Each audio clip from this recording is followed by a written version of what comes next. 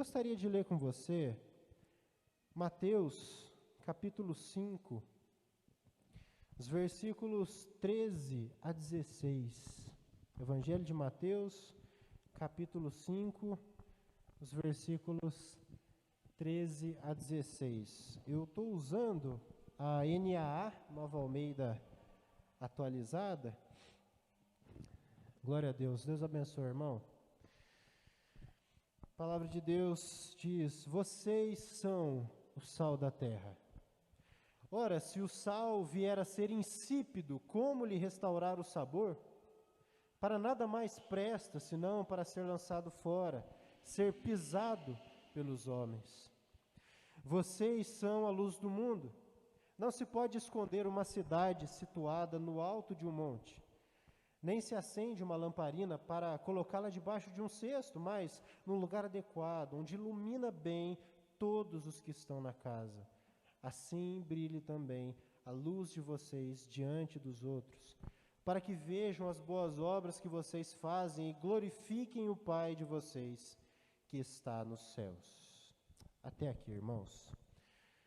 Queridos, na última oportunidade de ministrar e de começar a ministrar no Sermão do Monte, nós vimos que o Sermão do Monte, os ensinamentos de Jesus e de todo o Novo Testamento, eles são elevados demais.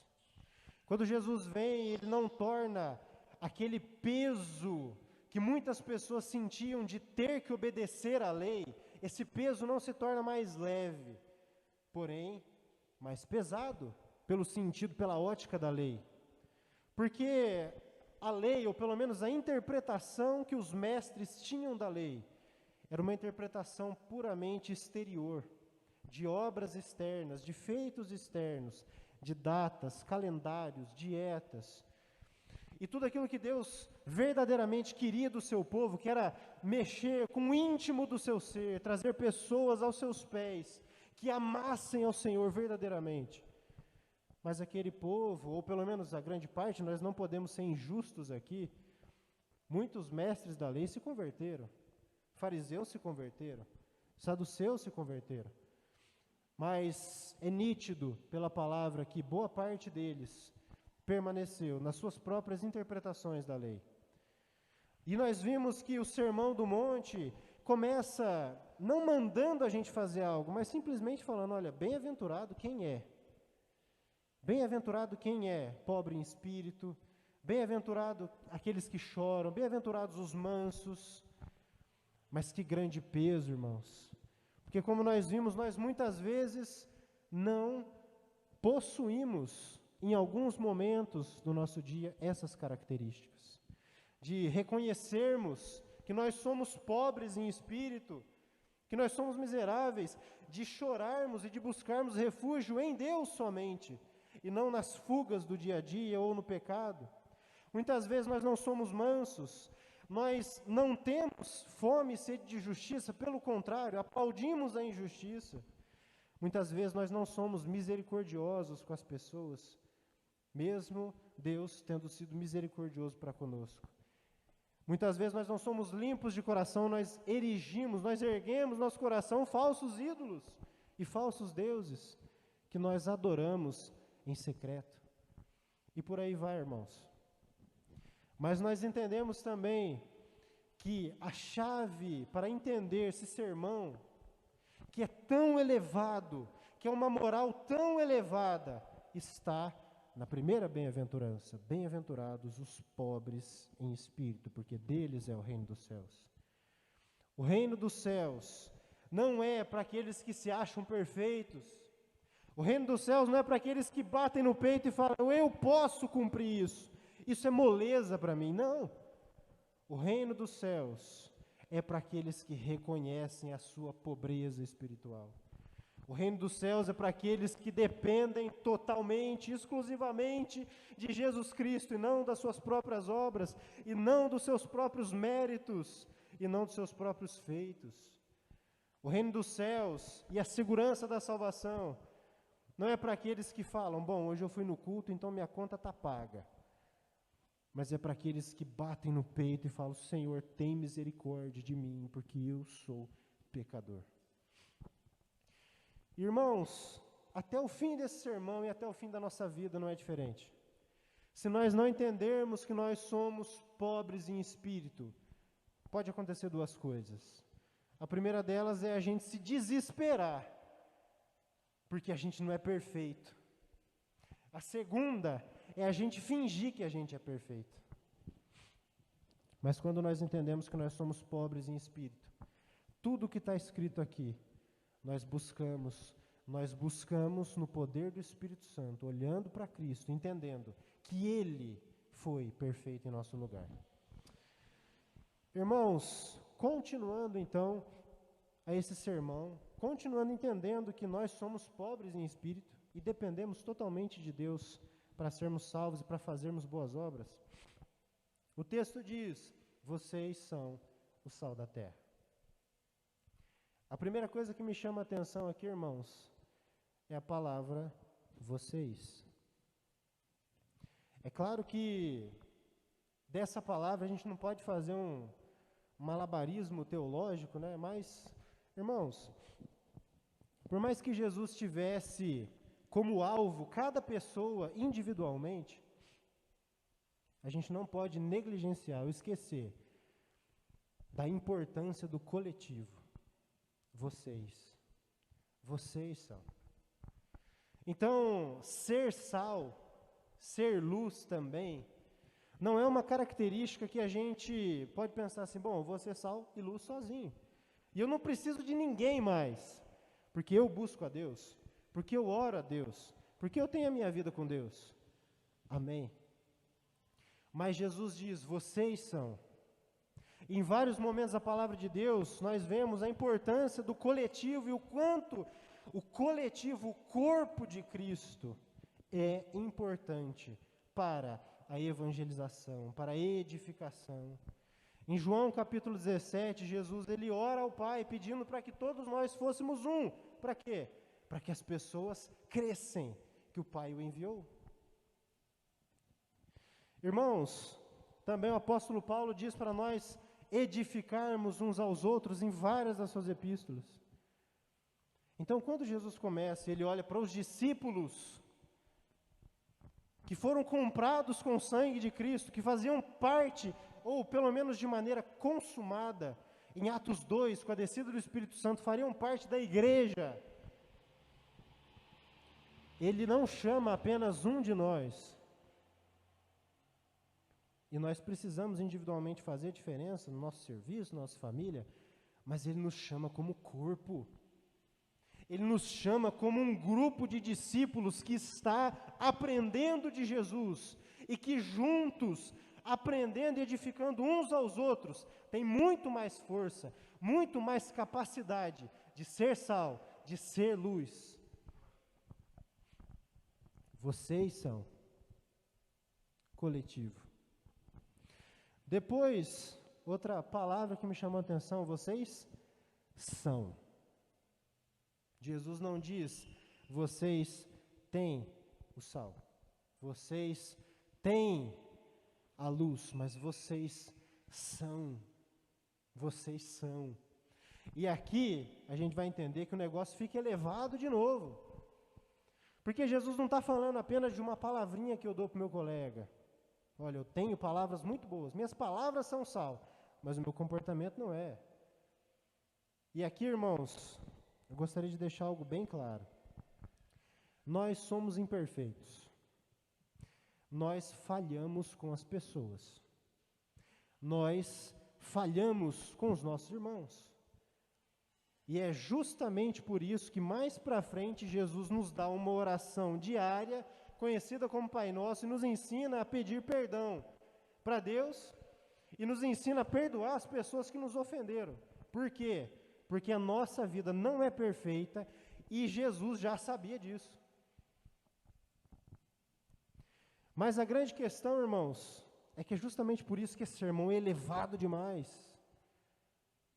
Quando Jesus olha para nós, discípulos dele, ele diz, vocês são sal e luz. E a gente pode olhar para nós e falar assim, mas Senhor, esses dias mesmo eu não dei um bom exemplo. Esses dias mesmo eu acabei falhando e tive que pedir perdão para uma pessoa. Então, glória a Deus por isso. Eu acredito, irmãos, que quando nós erramos, nós precisamos saber pedir perdão. Amém, irmãos? Então, já entendendo que nós somos pobres em espírito e nós somos incapazes de ser perfeitos, todo esse sermão aqui não é para que a gente seja perfeito, mas para que a gente tenha um norte, um caminho e, quando nós falharmos, nós possamos correr para Cristo, que de fato foi perfeito e é perfeito em nosso lugar. Mas o texto diz, vocês são, não tem a ver com aquilo que nós temos, com os recursos, com a inteligência, com a sabedoria, mas tem a ver com quem nós somos, irmãos, com a nossa essência. E a Bíblia faz uma distinção em vários lugares entre filhos da luz e filhos das trevas, joio e trigo, ovelhas e lobos. A grande questão aqui, Jesus está falando, vocês são, a essência de vocês, é quem vocês são, é quem você é. Porque se você for sal e você for luz, tudo que você tiver vai ser usado para a glória de Deus. Se você é sal, se você é luz, os seus recursos, a sua inteligência, a sua sabedoria, tudo que você tem e que você possui, que você pode entregar, vão ser para a glória de Deus naturalmente. Mas tudo que nós temos, irmãos, é consequência, ou a maneira como nós usamos o que nós temos é consequência de quem nós somos. Não adianta a gente ter muito dinheiro, se a gente não for luz, a gente vai usar o dinheiro de uma maneira muito errada. Não adianta a gente ter vários diplomas, se nós não formos sal e luz, nós não vamos impactar a sociedade com o conhecimento que Deus nos tem dado. Não adianta, irmãos, nós termos carro e casa, se nós não formos sal e luz. Esses recursos vão ser para puro luxo, e não para a glória de Deus, não para o serviço do reino de Deus. Então, Jesus, ele aponta não apenas para o que nós temos, mas para a nossa identidade, para quem nós somos. E se nós somos, nós entregamos o que nós temos. E depois, Jesus fala sobre boas obras, assim, versículo 16, assim brilhe também a luz de vocês diante dos outros, para que vejam as boas obras que vocês fazem. Irmãos, o que são boas obras? Acho que, pelo que eu tenho visto, muitas pessoas acham que boas obras têm a ver com dar cesta básica, ajudar uma senhora a carregar sacolas no mercado, de repente ajudar os filhos, fazer alguma coisa nesse sentido, fazer uma doação para uma instituição de caridade, boas obras. Mas sim, boas obras, essas coisas são boas obras, mas não são tudo. Eu creio, irmãos, que dentro da palavra de Deus e dentro do que Jesus espera de cada um de nós, os discípulos dele, porque nós somos seus discípulos, boas obras, elas vão muito além das coisas externas que nós fazemos. Veja, boas obras, irmãos, tem a ver com caráter. Se a gente lê, como nós lemos um pouquinho aqui, do versículo 3 ao 12, Jesus fala de pessoas que têm características, mansidão, fome e sede de justiça, reconhecem que são pobres em espírito, são misericordiosos, choram, mas choram para Deus. Boas obras têm a ver com caráter, boas obras também têm a ver com intenção. Se nós olharmos para o versículo 28 desse mesmo capítulo, Jesus diz, eu porém lhes digo, todo que olhar para uma mulher com intenção impura, já cometeu adultério com ela no seu coração. Nós pecamos também por intenção. Nós pecamos também por maus desejos no nosso coração. Não é apenas aquilo que é exterior a nós. Não são apenas obras externas a nós que preocupam a Deus. Mas também o nosso coração, as nossas intenções, os nossos pensamentos também podem ou não ser boas obras diante de Deus. Coisas boas ou coisas ruins diante de Deus. Então, quando a gente tenta se analisar se nós somos sal e luz. Nós não podemos apenas olhar para o que nós fazemos, mas nós também devemos olhar para o nosso coração. Também temos a questão da fidelidade. No capítulo 6 de Mateus, versículo 24, Jesus diz: não dá para servir a dois senhores. E Jesus está falando sobre Deus e o dinheiro ali, mas isso se aplica a qualquer ídolo que nós edificamos no nosso coração. Não tem como nós sermos sal e sermos luz. Não tem como nós sermos pessoas caracterizadas por boas obras se nós não adoramos a Deus com exclusividade no nosso coração, irmãos. É impossível servir a dois senhores. É impossível servir a Deus e amar o pecado ao mesmo tempo. É impossível servir a Deus e ser viciado em dinheiro, em ganhar dinheiro, em fazer dinheiro, em esbanjar dinheiro. É impossível ser sal, ser luz. É impossível quando nós não adoramos a Deus com exclusividade. Quando o Senhor não é o nosso primeiro, maior amor. Eu não digo único, irmãos, porque não é pecado você amar sua esposa, por exemplo, você amar os seus filhos, são amores que Deus fez. Mas Deus deve ser o nosso maior amor. O nosso maior amor, o nosso primeiro amor, acima das outras coisas, porque senão a gente entra naquele estado em que a gente fala assim: eu não queria pecar, mas aconteceu. Irmãos, ninguém faz o que não quer. Ninguém faz o que não quer. E muitas vezes nós nos tornamos escravos de pecados específicos. Ou então, escravos do celular, ou escravos de uma rede social, escravos de um jogo, escravos de um vício. Porque no fundo nós amamos aquilo. No fundo nós não queremos ficar sem aquilo. E a gente chora, e a gente se lamenta. Não porque muitas vezes a gente quer ficar sem praticar algum pecado, sem recorrer a algum vício, mas porque nós lamentamos apenas pela vergonha que isso nos traz. Nós choramos apenas pela vergonha que o pecado nos traz, mas nós não choramos pela nossa falta de amor a Deus.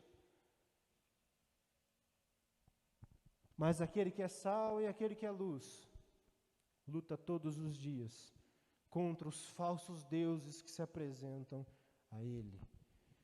Quem é sal e quem é luz, não quer querer o pecado, não quer amar o pecado, não quer desejar o pecado, mas foge e dá o seu jeito, e vai orando e vai encontrando os escapes que Deus dá, porque Deus dá escapes, e Deus não nos deixa ser tentado além das nossas forças. Deus sempre tem uma providência para nós. Mas quando nós amamos outro Senhor, que não o nosso Senhor, Deus abre uma porta, a gente vai lá e fecha e fala assim: vou fingir que eu nem vi isso aqui. Eu vou continuar, indo na trilha do pecado. Então o Senhor abre outra porta de escape, a gente vai lá, não vi. E a palavra fala de pés que se apressam a fazer o pecado, se apressam para o mal, correm para fazer aquilo que é maldoso diante do Senhor. A palavra fala de mentes que ficam bolando: nossa, como é que eu vou pecar? Nossa, dá para fazer desse jeito, dá para fazer daquele outro. Irmãos, boas obras também têm a ver com fidelidade a Deus. E a maior boa obra, irmãos, Evangelho de João, capítulo 6, versículos 28 a 29. Então lhe perguntaram: que faremos para realizar as obras de Deus? Jesus respondeu: a obra de Deus é esta, que vocês creiam naquele que Ele enviou. A obra de Deus é esta, que nós tenhamos fé em Jesus Cristo, quem Ele é, o que Ele disse, a seriedade do pecado e a seriedade da realidade do inferno o qual Jesus pregou e falou mais sobre o inferno e sobre a condenação terrível que viria sobre aqueles que permanecem no pecado, do que falou sobre o céu. Tamanha urgência do arrependimento no seu tempo, tamanha urgência do arrependimento no nosso tempo. Fé nos leva a uma vida de obediência, irmãos, e a uma vida de arrependimento constante e contínuo.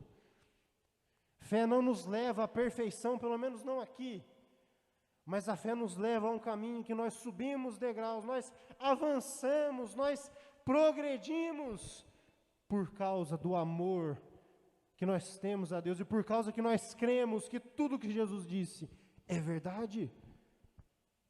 Tudo o que Jesus disse é verdade. A realidade e a seriedade do pecado, a realidade e a seriedade do inferno, a sua volta iminente, que ninguém sabe o tempo. E quando foi que nós paramos de entender, ou lembrar, ou falar sobre essas coisas? E quando foi que nós paramos de considerar a volta de Cristo como se fosse demorar muito mais? Mas pode ser que para mim não demore. Pode ser que para você não demore. Quando foi, irmãos, que nós perdemos a fé nas palavras de Cristo? Porque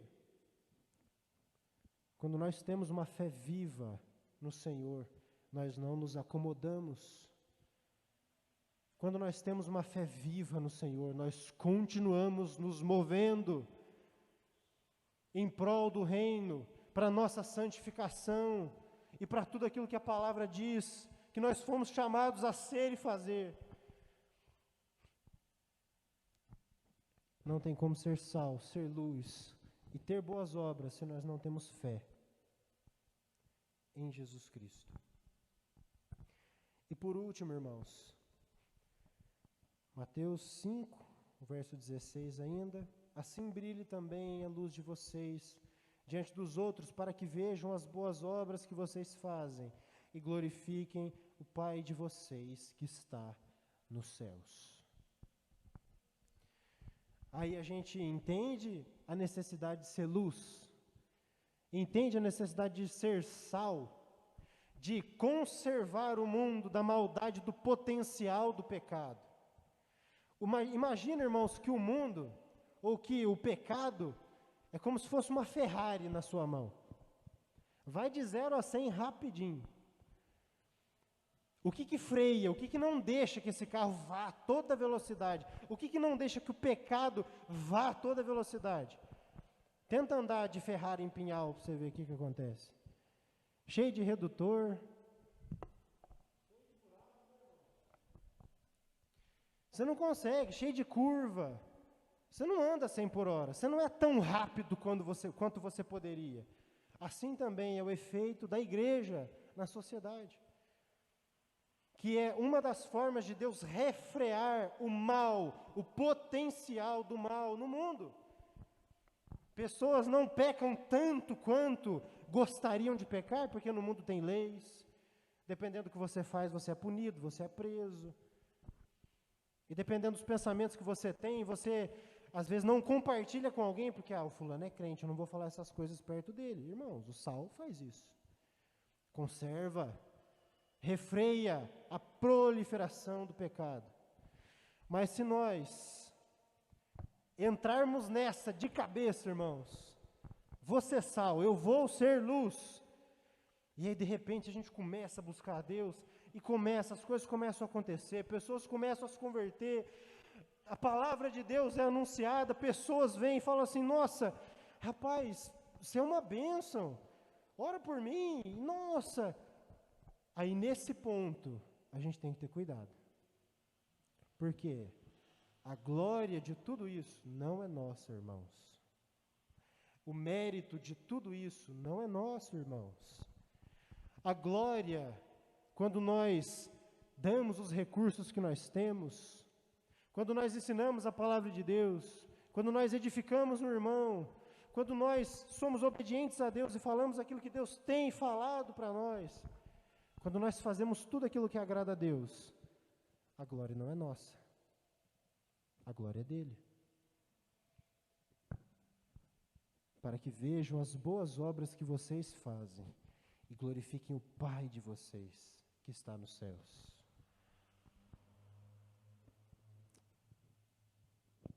Irmãos, a glória é de Deus, porque nós não somos luz pela nossa própria força. Evangelho de João, capítulo 1, versículo 6 a 9. Evangelho de João, capítulo 1, versículo 6 a 9.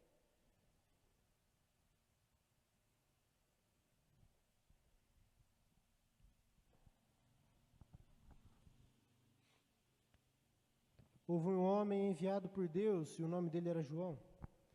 Este veio como testemunha para testificar a respeito da luz, para que todos viessem a crer por meio dele. Ele não era luz, mas veio para dar testemunho da luz, a verdadeira luz que, vinda ao mundo, ilumina toda a humanidade. Irmãos, Jesus falou que dentre os homens nascidos de mulher, João Batista era o maior de todos eles.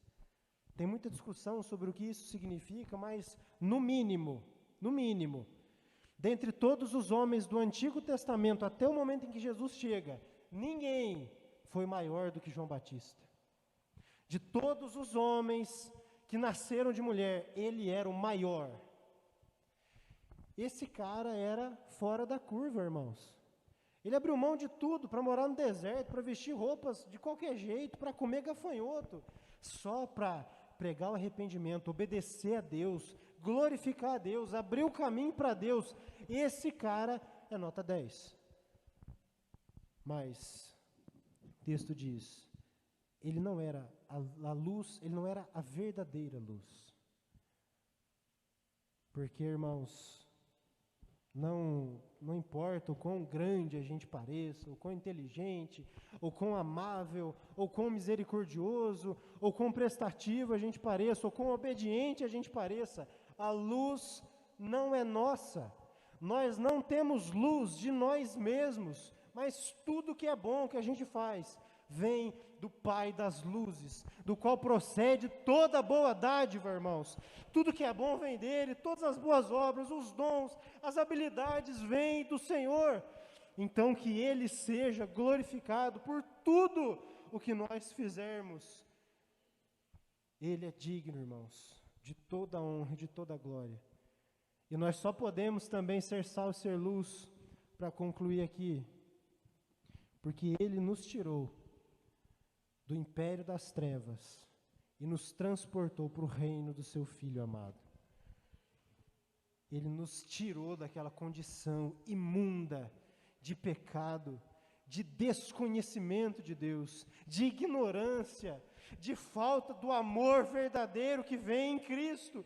Ele nos tirou daquela condição miserável, pobre, vazia, para nos encher com a Tua presença, para nos salvar, para nos levar aos Seus braços, para nos dar consolo, para nos dar abrigo, refúgio, o céu dos céus. Nós habitaremos porque Ele fez isso. E nós glorificamos a Ele. E nós entregamos a nossa vida, o nosso corpo, a nossa mente, o nosso coração a Ele, que é o dono de todo o nosso ser, em resposta, em adoração a tudo que Ele fez por nós, irmãos. Glória a Deus por isso.